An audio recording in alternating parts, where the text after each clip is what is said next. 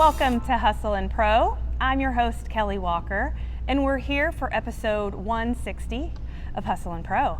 We're actually, when I say we're here, we are at the pit, the Performance Indoor Training. You can see the field behind me. That's not superimposed. We're actually sitting in the middle of the soccer field, and we're doing that because we're talking soccer today with our guest, Dennis Genas. Hi, Dennis. Hi, how you doing, Kelly? I'm great. I'm excited to talk to you. A mutual friend said, hey, you got to talk to Dennis. He's awesome. And look at his story and sent me all this stuff. And I was like, yeah, I do need to talk to you.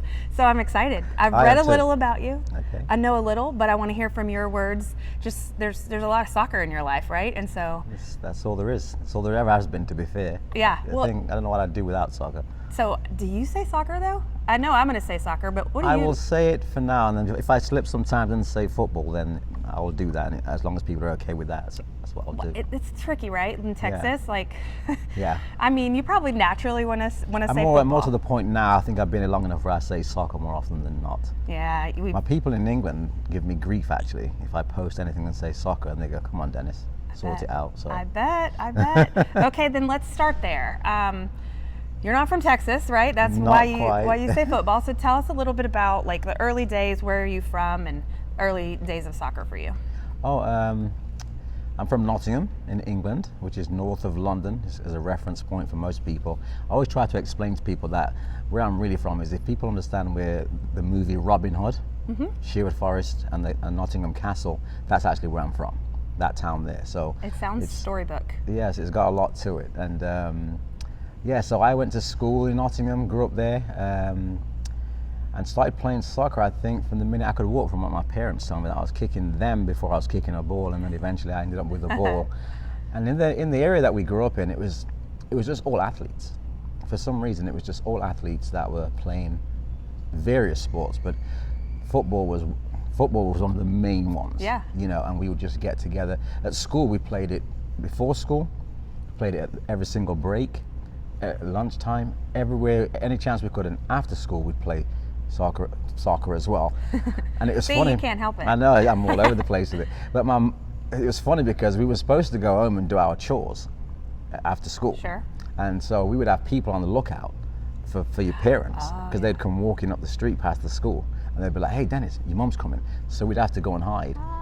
Or we'd have to take off and try and run home a different direction. That's so funny. we'd get them before your parents did. But it's always been, everything I've known has just been with a soccer ball, and I wouldn't change it for the world. It sounds like it was the culture around you. That's what everybody was doing. Did you, at a young age, know or see that you were good enough to continue on and play, outside of being youth? I didn't. It's funny. We used to watch the professional game back then, and again in those days it's kind of a weird thing, because it's so different now, that it wasn't something you really related to, because there wasn't that many players in my time growing up that were relative in terms of culture and color and nationality. So there were very few players, and it wasn't until there was the first ones for me were really like Cyril Regis, that played for West Bromwich Albion, and Laurie Cunningham, and the coach of that team, Ron Atkinson, ended up being the Man United manager. He was one of the first managers to play 3 black players, Brendan Batson, Laurie Cunningham, and Cyril Regis, and I was fascinated by watching those guys, because I could relate to them. I was like, whoa, you can see yourself, because it really was that rare. Yeah, it really was that unique. It caught you. Then. And Cyril Regis was a forward, but he was a big forward. Which is you. Which was me, but I wasn't big. Yeah. Laurie Cunningham was slim and really fast, so that was more like, and very skillful. And then in the later years, a few years later now, someone like John Barnes, who was my hero back then, he was still is to me legendary. He really caught my eye and really started to make me want to play the game. In fact, people say we resembled each other. You might, right? Like if you emulated his style or his skill, or the way he moves. Yeah. You kind of, sometimes you do that when you idol somebody and you're watching, you're kind of studying. You might not mean to do it, right? But you might pick up on things or move the ball the way he did or something. I actually remember signing his autograph once. Somebody said to me, hey, John Barnes, will you sign my autograph? And I went, how funny. Okay. Oh, like you actually look like him? Yeah. Oh, how funny. I thought you just meant the style of play, but like you resembled. You back actually then. resemble So, him. Wow. And he ended up being a mega star, played for England. He was from Jamaica, and so he ended up playing for England and Liverpool. Watford he was at, then he went to Liverpool, where he was a legend and still is. Yeah. So you played, playing through the 80s, you tell me, like, what are some of the teams and experiences that stand out to you the most? Well, in my local town, Nottingham Forest, who've just got promoted this year after 23 years of being in the wilderness. Not that you're counting, or I wasn't counting. I wasn't worried about it. But that's where my son started as well, so that's another story. Yeah. But back then, the teams that were like Leeds United, Leeds United, and teams that aren't even around in the Premier League now, Coventry City, Birmingham City, these were teams that you were related to the Premier League, or then it was called the Division 1. You know what I mean? And so I loved watching games every weekend. Match of the day was the one. It was different as it is now, where you can get games throughout the whole day. Yeah. It was just match of the day on a Focus Saturday. on the one that, they would. Yeah. Match of the day, Jimmy Hill, and it would come on, and you just get highlights of a couple of games, and then they'd have the main game.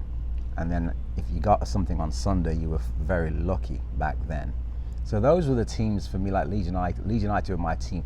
And I love Leeds United because, this was so crazy as well, because they were all white. They were like so pristine. And it was like one of my first youth teams that I played for were all white. And it was called Clifton All Whites. Oh. So I saw the kit and thought, oh, that's so fresh, it was so bright. Really sharp, yeah. But they were so good as well. They were a really, really good team. And, they had one of the first, when England won the World Cup in '66, they had a player playing, Jackie Charlton, one of the best defenders, his brother Bobby Charlton, who was at Manchester United. He was playing. And they were one of the first teams in England, to really be dominating in Europe. Didn't really win it, but one of the most dominant teams. And then Forest, they had some of the most exciting players as well. Like people like Ian Storey-Moore, which a lot of people won't know about. But if they were to look him up, Ian Storey-Moore was he was almost like a Georgie Best. He really was for Nottingham. He was so skillful, and he ended up being one of my coaches down the road. And I got a lot of leeway from him because his head coach, and he was the assistant. The head coach was pretty tough on me. He was always trying to give me a hard time. And Ian would just say to him, leave him alone, let him just do his flair, let him be, because he related to it. So we always got on really well. That's a good relationship. Is that somebody who influenced you because you started shifting into being a player coach, right? Mm-hmm. And we'll talk a lot about coaching too, but is that somebody who influenced you in wanting to be able to do that?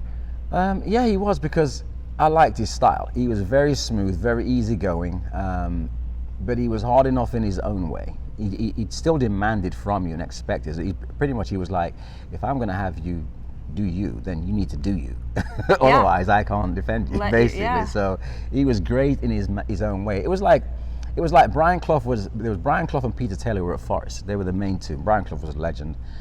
Well, Brian Clough, it was good cop, bad cop. Brian Clough would rip everybody's heads off.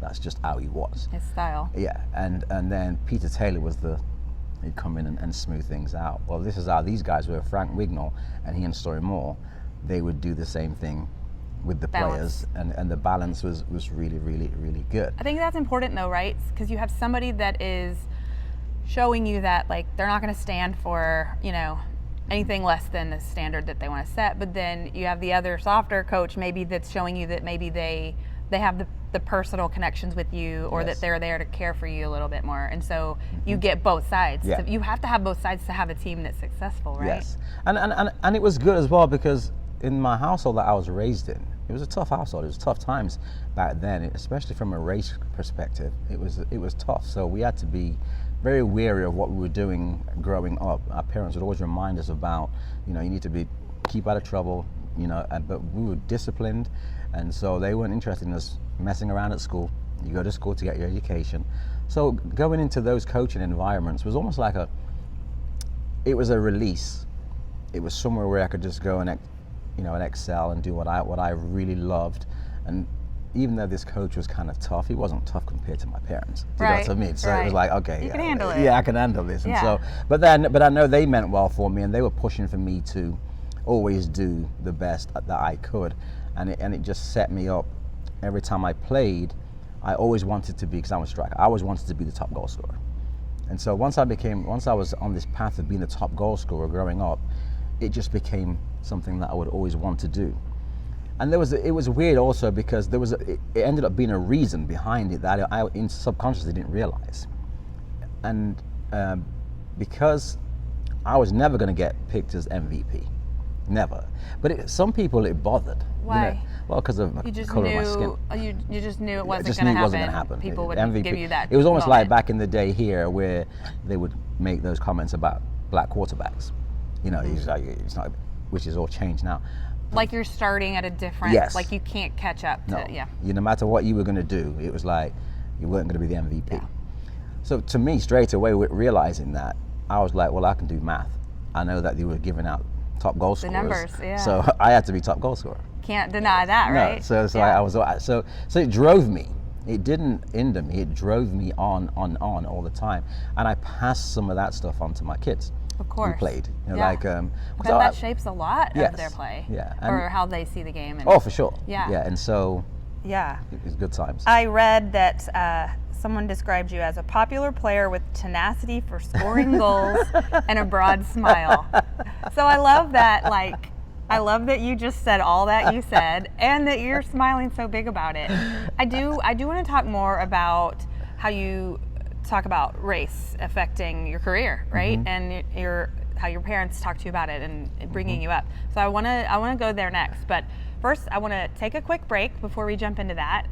We'll take a word from our sponsor really quick, and we will be back with Dennis Genas right after this. This episode is brought to you by The Pit, Performance Indoor Training. The Pit has 3 training and entertainment complexes in the DFW area that offer both indoor and outdoor elite soccer training. The Pit offers league play for co-ed, youth, and adult leagues.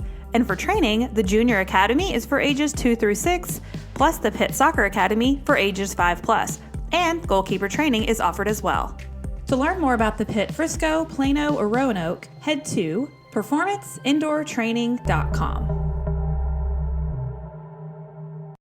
We are back with Hustle and Pro with our guest, Dennis Genas.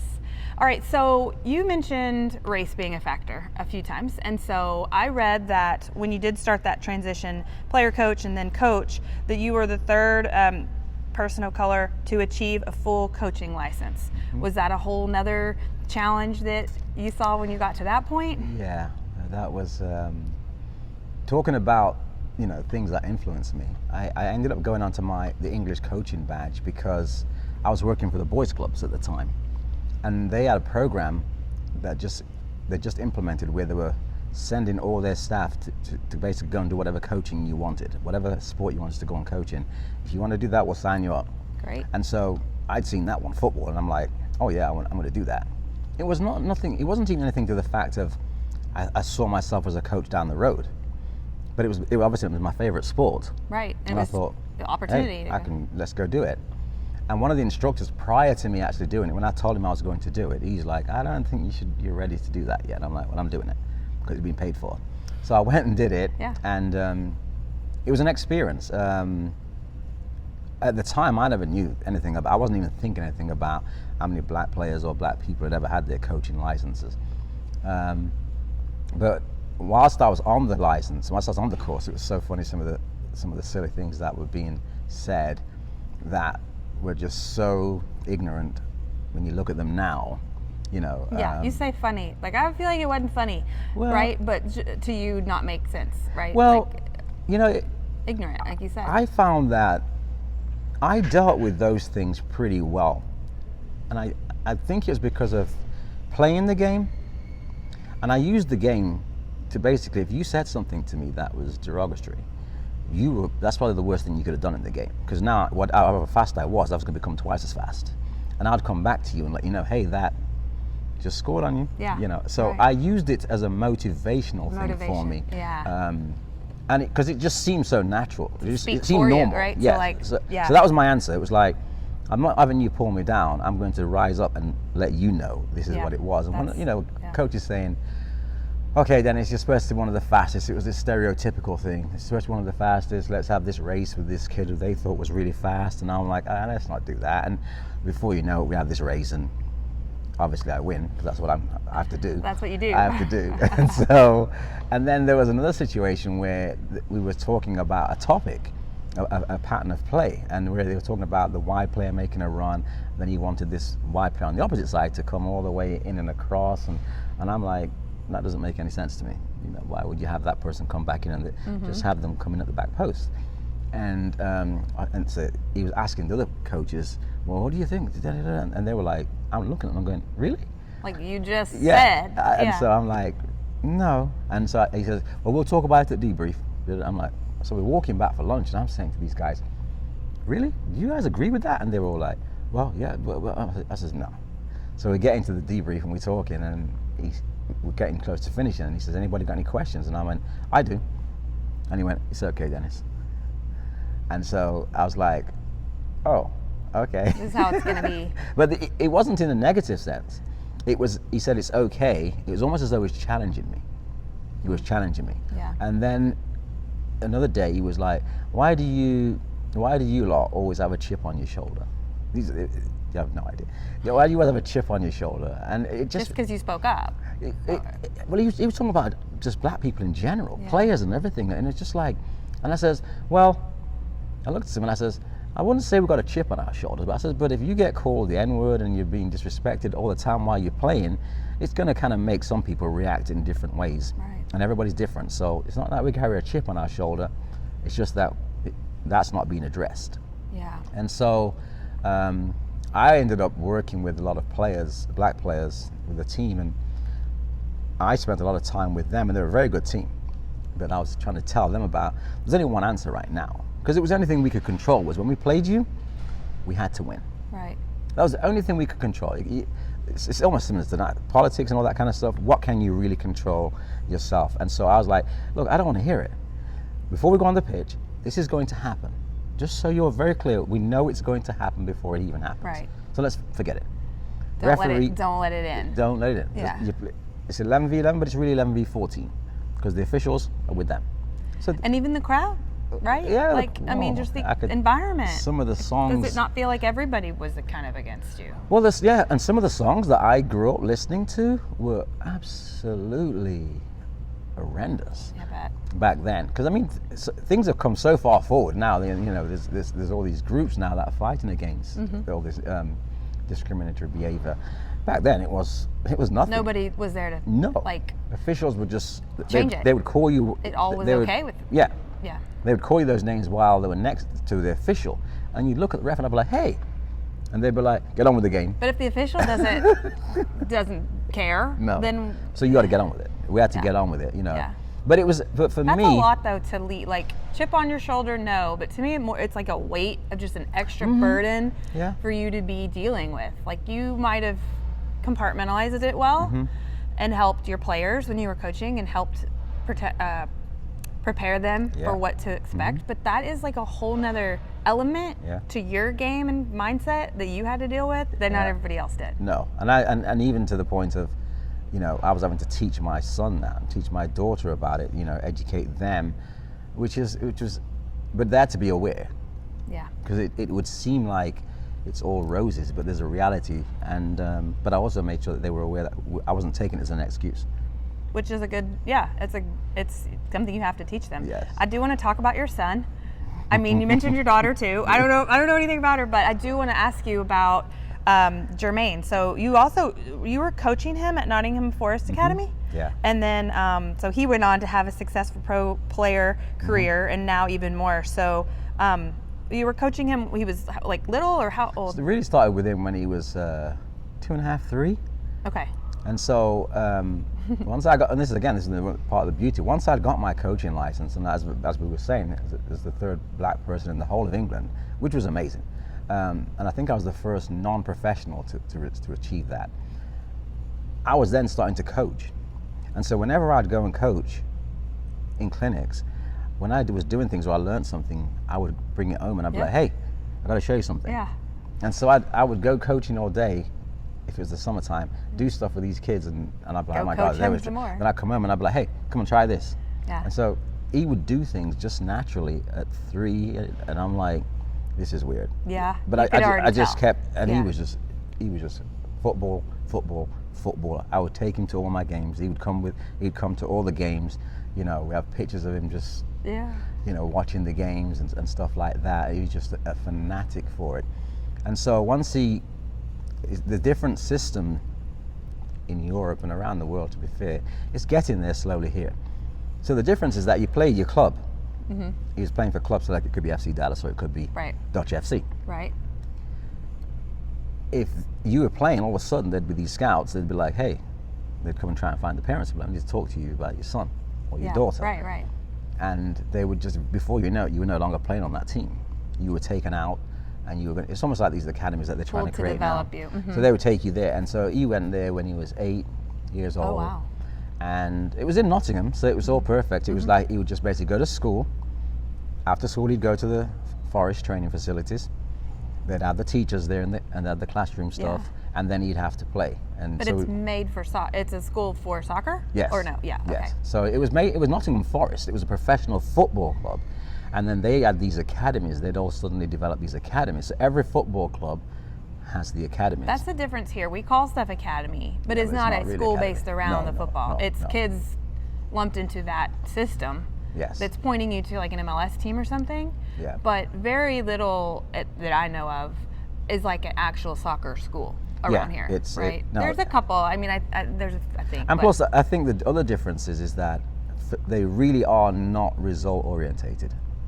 We would play games. You'd have your squad. You'd play your game, and then you'd have your meeting with the bosses on the Monday morning, and they would say to you, "So how did they perform?" Based on the topics you were working with, because you'd have a topic for a whole school term. Mm-hmm.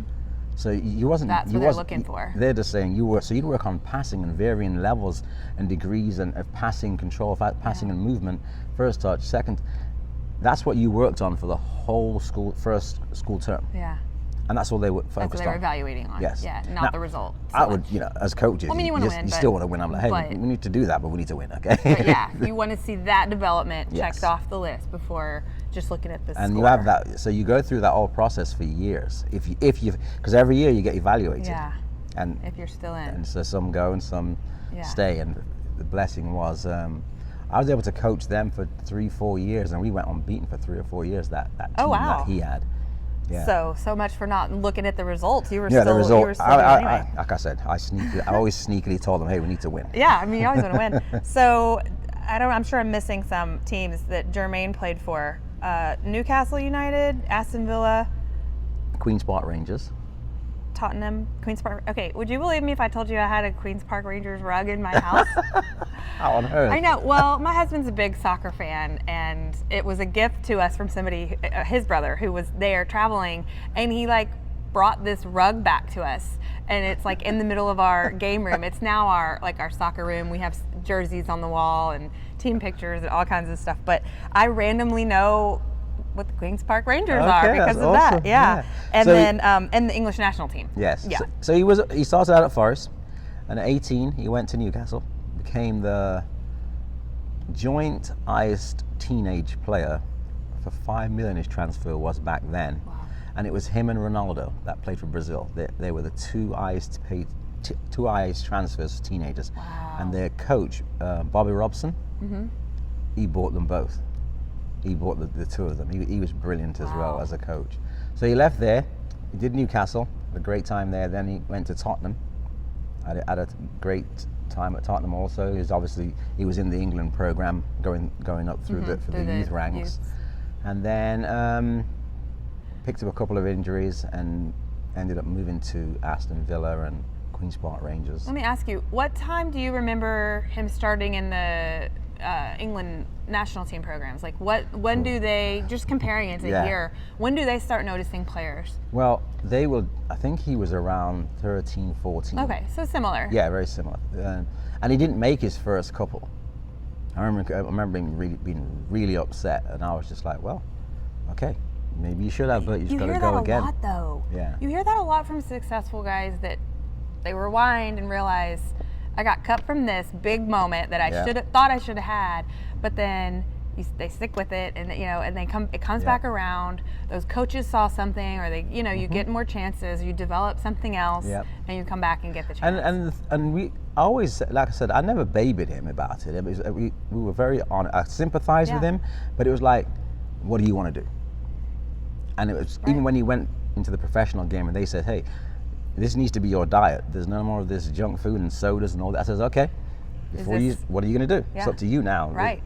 And he basically, you have to make that decision. Yes. Because it doesn't all just fall into place. You have to decide, you had to make it like 9 and 10. Commitments. 9 and 10. That's early. early. And I thought, that's early. But he did it. Yeah.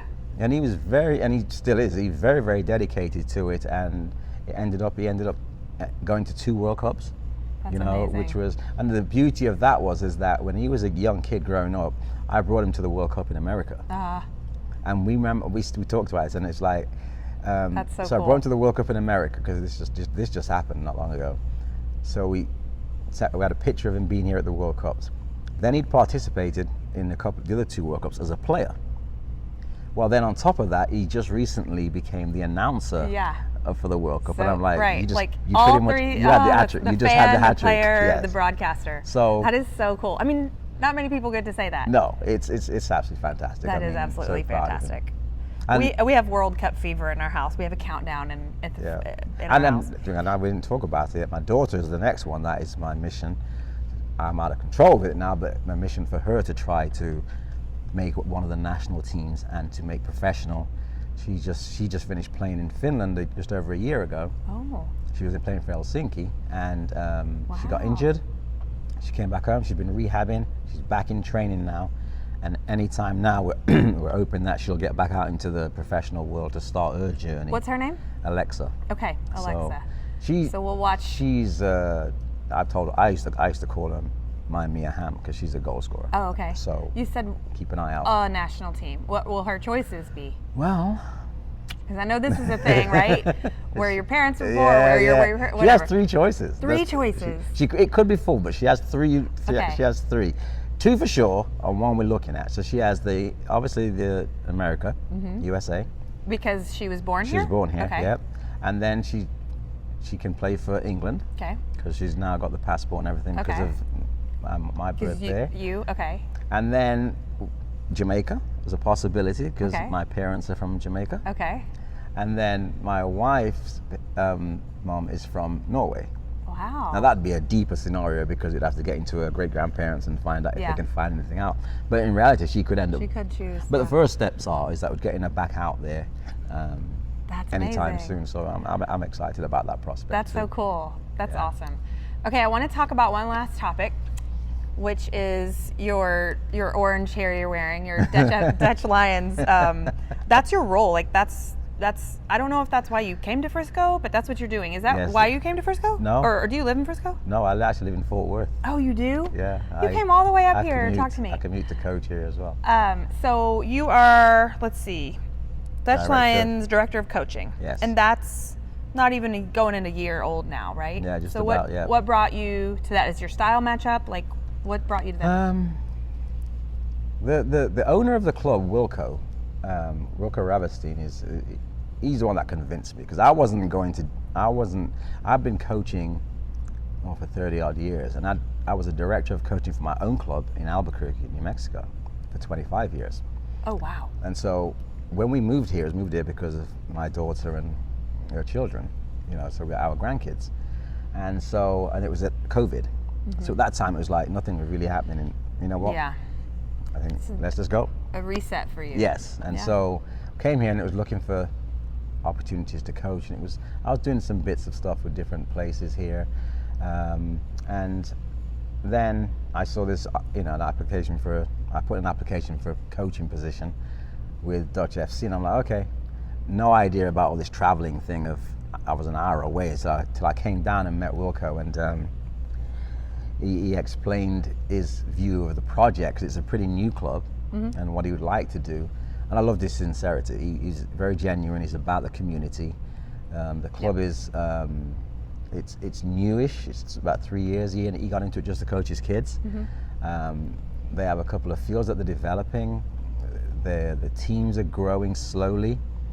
We've got some great young coaches that are committed to the project, and it's very community based. Yeah, it has a really good reputation. Yeah. For that reason, and some of my favorite soccer friends that we've played with right here on these fields, those families have gone to their Dutch Lions in the last few years, and so I know it's a good place to be because those are like people with really good hearts and make good decisions, and so that's your next move to Dutch FC. Right? I don't know. I know it hasn't been our path yet, but yeah, some of my sons' teammates since they were teeny tiny play there and love it. So. Yeah, it's a very genuine club. He convinced me to help develop it, and I'm glad I made that decision because I'm enjoying it. Good. And it's developing the coaches, developing the kids, and we're having fun doing it. So I think we're going to be where we need to be in a few years' time. We'll be and we're very competitive financially. So I think that we offer quality and it's competitive financially. So eventually that will come into play, and hopefully, it already does. It's a factor for sure. That's another thing. It's so expensive to play soccer in America than it's unreal. Is that a big difference that you do see here? That we really limit the talent that we could have because of the price tag. It's almost like I don't know if it's a mortgage. It could be a mortgage payment for some people. In a lot of sports, to be fair, in America. Mm-hmm. But there's definitely the market is definitely there's a big market that is missed because of the financial constraints. Oh yeah. People. Kids that just can't. Families. Yeah. That can't just commit, they want and to. that won't ever even get to like the level of like knowing they could even. I don't know. Like they'll just miss the whole boat because they think they can't.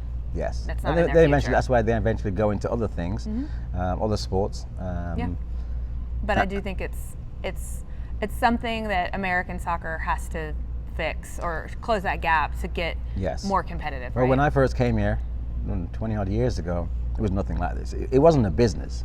It just wasn't really. It's become such a major business. The game of soccer over here, that people are charging astronomical amounts of money just to be registered. Just to be. Then that's not counting when you have to go to travel. Right. If you want to do Actually ODP, play, so the higher you want to travel to do this, the more it's costing you. So, like with my daughter, the blessing was she ended up getting a scholarship, and for her, I was on her all the time because she didn't start till she was 9. But I was like, because I'm not used to that from England. We just go to school. Right. I was like, well, if you thinking about going to college, because I read all this stuff about you have to pay if you want to. I'm like, well, if you want to go to college, you better get that scholarship. Yeah. Because I can't afford to. Right. And it was true. It was like. Yeah. And I can just feel what people must feel if their child, if they have to be putting money out. Mm-hmm. It's just, and it's sad. Yeah. So you said it's like a business here, right? And maybe you didn't feel like that when you first got here. So I'm curious, in your perspective, if it's a business here, what do you call it in England? Like, is it? It's fun. It's okay. So it's. I was going to say just a passion. It's just a sport. About the sport. Yeah, it's not about the sport. Because even away from because you're either in the professional fields, with the professional academies, and you're not being charged. You just go in. Those aren't schools that are like colleges here where you have to have $50,000 to have your kid there. You go there. It's like they take you. They take you, and you don't pay anything out of pocket. You just go there after school. What a wild difference. Yeah, and that's what happens generally around the world and definitely around Europe. So the best players aren't having to be asked their families to pay. They're saying, we're taking them into our care for no charge to you because we see their talent. It's so and you could be here. and you could be playing just for some local random team on this park, but they have a scouting system where people come around from all over the country and they just watch games. Yeah. Similar to how Mia Hamm was picked up. She was just on a park playing somewhere and somebody came by and saw her. That's how it should be. And that's how it should be. That's how it should be. But the sad thing is it's when money is a restriction, then you're definitely going to miss out on a lot of talent. And that's why the game around the world is so good and so much ahead as well. Yeah. Because in reality, the game here is reflective of finances a lot. Whereas it's reflective of finances a lot. So they could pick up a kid who's just got a pair of boots hasn't even got a ball, Right. but he was playing for this team, and the scout comes and says, hey, we'd love to have you play. Yeah. Well, guess what? He can go now. Yeah. He can go and play. And so they have more opportunities. Now, they still get cut.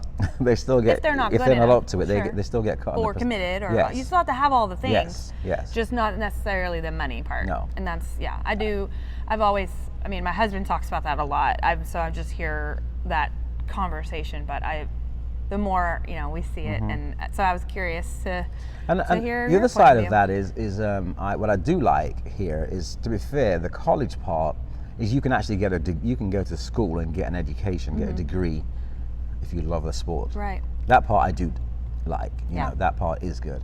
But when you start getting into for the game to really take off here, I really believe they need to implement a proper scouting system that is not based on monetary Pay to play. Yeah. Yeah. I agree. Yeah. There's a lot there, I know, but I appreciate your input and just hearing about all these things. I know there's probably a lot more that we can talk about, so you're welcome back anytime. Yes. And I appreciate you making the drive to come sit and talk to us. It's a pleasure. I loved it. And I appreciate all of you for listening at your podcast platforms or watching. If you're watching us on YouTube, be sure to subscribe so that you get alerts for the next episode. And check us out and follow us on Instagram at Hustle and Pro. We'll see you next time.